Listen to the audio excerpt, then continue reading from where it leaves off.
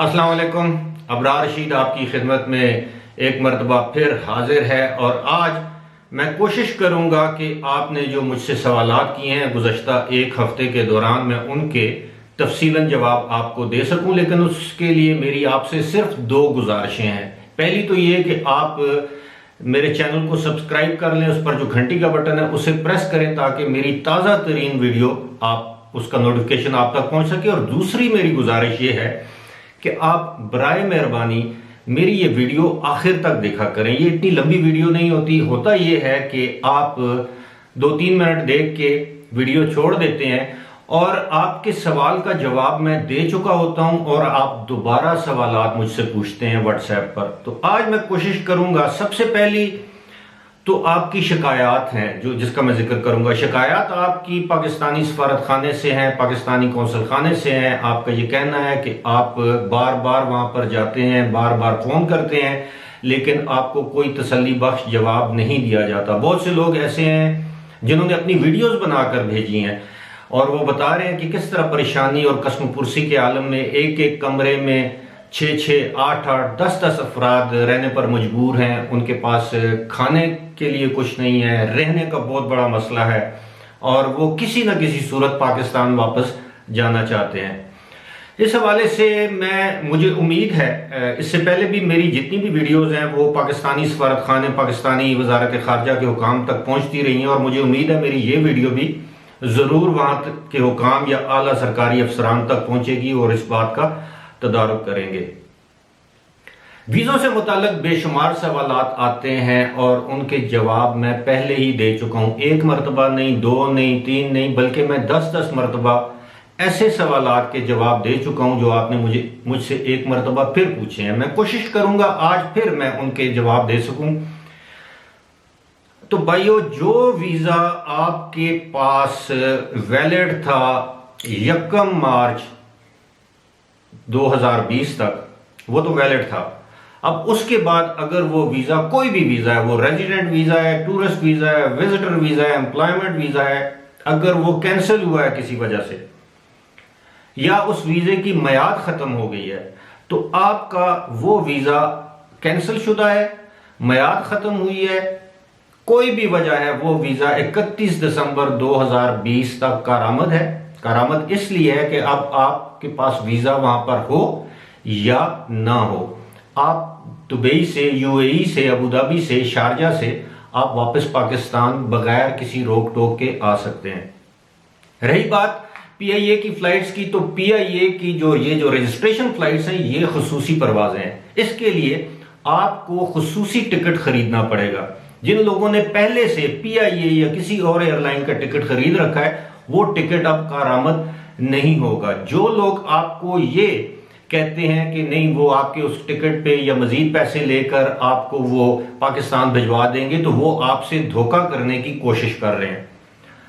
अब जिन भाइयों ने पहले से किसी और एयरलाइन का टिकट खरीद रखा है या मुझसे पूछते हैं कि क्या अगर वो किसी और एयरलाइन का टिकट खरीद ले तो पाकिस्तान आ सकते हैं, तो उनके लिए मेरा जवाब यह है कि जब तक उस एयरलाइन की परवाजें शुरू नहीं होती, चाहे वो कोई भी एयरलाइन है, और जब तक पाकिस्तानी हुकूमत अपने एयरपोर्ट उस परवाज के लिए नहीं खोलती, उस वक्त तक उस एयरलाइन का टिकट खरीदना बेकार है।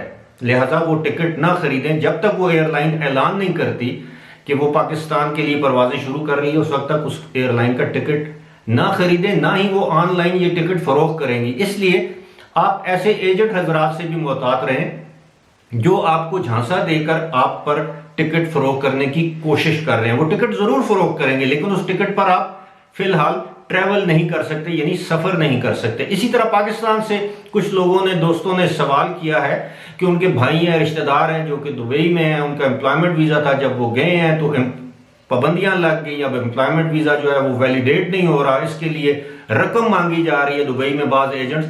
तो मेरी उनसे ये गुजारिश है कि वो किसी भी शख्स को कोई रकम अदा न करें। वहां पर ये पाकिस्तान नहीं है कि वहां पर आपका कोई काम रकम देकर हो जाएगा। वहां पर जो भी काम होगा कानूनी तरीके से होगा और कानूनी तरीके से वहां की अथॉरिटीज, इमिग्रेशन ऑफिस अगर आपसे कोई फीस मांगता है तो वो उसका भी एक तरीका है, तो आप दे सकते हैं। जहां तक बात ये रही कि एक शख्स वहां पर विजिट वीजा पर गया और उसके बाद उसको एम्प्लॉयमेंट वीजा ऑफर हुआ और इस दौरान उसको नौकरी भी ऑफर हुई, लेकिन कंपनी के साथ मुआहिदा तय नहीं पाया। ऐसी सूरत में अगर कंपनी के साथ मुआहिदा नहीं हुआ तो वो कंपनी मुआहिदे की पाबंद नहीं है, इसलिए आप उस कंपनी से तनख्वाह वसूल नहीं कर सकते। अब कुछ लोगों ने ये भी सवाल किया है कि अगर वो एम्बेसी नहीं जा सकते तो उनकी बारी कब आएगी। तो ऐसे लोगों से मेरी दरख्वास्त ये है कि अब तक तकरीबन 4600 के करीब अफराद यूएई से पाकिस्तान वापस पहुंच चुके हैं और उनकी आमद का सिलसिला या दुबई से रवानगी का सिलसिला जारी है। अब 40,000 अफराद में वक्त तो लगेगा। और कुछ लोगों ने यह भी कहा है कि कुछ वीडियोस ऐसी आई हैं सोशल मीडिया पर जिनमें यह दावा किया गया है कि वो एम्बेसी में जाएं, पुरानी रजिस्ट्रेशन अब मनसूख हो चुकी है। ऐसा बिल्कुल नहीं है, पुरानी रजिस्ट्रेशन मनसूख नहीं हुई। वो अभी भी रजिस्ट्रेशन वाले लोगों को फोन करके जब उनकी बारी आती है, उनका नंबर आता है, उनको कॉल करके बुलाते हैं।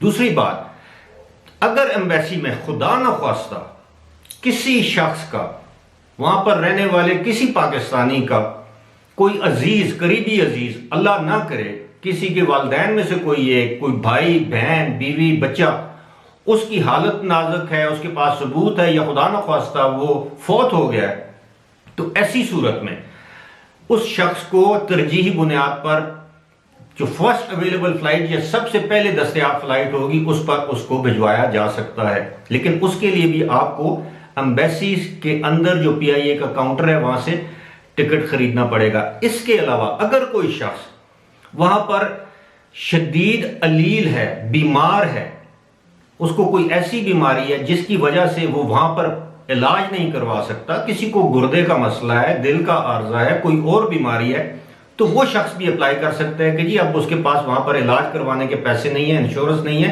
वो पाकिस्तान वापस जाना चाहता है, तो वो जब अपने इलाज मुआलजे के पेपर एम्बेसी में देगा तो उसको भी तरजीह बुनियादों पर पाकिस्तान भेजा जाएगा। एक सवाल यह पूछा गया कि क्या कोरोना वायरस का टेस्ट करवाने से रोजा टूटता है। तो अगर आपको खून लिया जाता है तो आपका रोजा टूट सकता है, लेकिन अगर आपके नाक में जिस तरह वो कॉटन स्वाब या नाक में वो रुई का एक वो लगा के वो लेते हैं, उससे आपका रोजा नहीं टूटता। लेकिन अगर आपकी जान बचाने के लिए कोई ऐसा टेस्ट किया भी जाता है और रोजा टूटता भी है तो उस पर आपको गुनाह नहीं होगा, वो रोजा आप बाद में भी रख सकते हैं। अब कुछ लोगों ने मुझसे ये पूछा है कि मैं इस वक्त कहाँ हूं, तो उन लोगों के लिए मेरा जवाब ये है कि बिल्कुल मैं दुबई में भी आता हूं, जाता हूं, रहता हूं, लेकिन इस वक्त इन्हीं पाबंदियों की वजह से, दुबई के लॉकडाउन, एयरपोर्ट बंद होने की वजह से इस वक्त मैं पाकिस्तान में हूं और मेरी कोशिश होती है कि मैं दुबई से आपके लिए मालूमात इकट्ठी करूं और आपके साथ शेयर करूं। कुछ लोगों ने मुझे मशवरा दिया है कि मैं अपनी वीडियो पर तारीख डाल दिया करूं ताकि उनको पता चले कि किस तारीख की वीडियो उन्होंने देखनी है। मशवरा तो अच्छा है, लेकिन मैं बाज़ एक दिन में 5-5, 6-6 वीडियोस अपलोड करता हूं, तो उसमें वो सारी फिर मुझे वक्त उसमें डालना पड़ेगा। तो फिलहाल ऐसा करना मेरे लिए मुमकिन नहीं है। लेकिन एक चीज आपको वाज़ेह करता चलूं, जब मेरी वीडियो अपलोड होती है तो नीचे उसके ऊपर आ जाता है कि वो 6 घंटे पुरानी है, 8 घंटे पुरानी है, 1 दिन पुरानी है, 2 दिन पहले अपलोड हुई है। तो उनके लिए तो मेरा जवाब ये है कि तारीख वीडियो के ऊपर डालना कोई बड़ी बात नहीं है, वो भी मैं डाल दूंगा। लेकिन असल चीज ये है कि वीडियो के ऊपर तारीख हो ना हो, उसके ऊपर जो आप थंबनेल जिसे हम कहते हैं वो वीडियो के ऊपर मैं लिख देता हूं कि इस वीडियो के अंदर कौन सी मालूमात है, ताकि आपका वक्त जाया ना हो। लेकिन मेरी आपसे वही दरख्वास्त है, अगर आप अपने सवालात के मुकम्मल जवाबात सुनना चाहते हैं, तफसील के साथ सुनना चाहते हैं, तो मेरी आपसे दरख्वास्त ये है कि आप मेरी वीडियो को शुरू से आखिर तक देखें। कुछ ज्यादा लंबी वीडियोस नहीं होती, ना ही मैं अलफ लैला की कहानियां बयान करता हूं। मैं आप लोगों के सवालात बड़े गौर से सुनता हूं।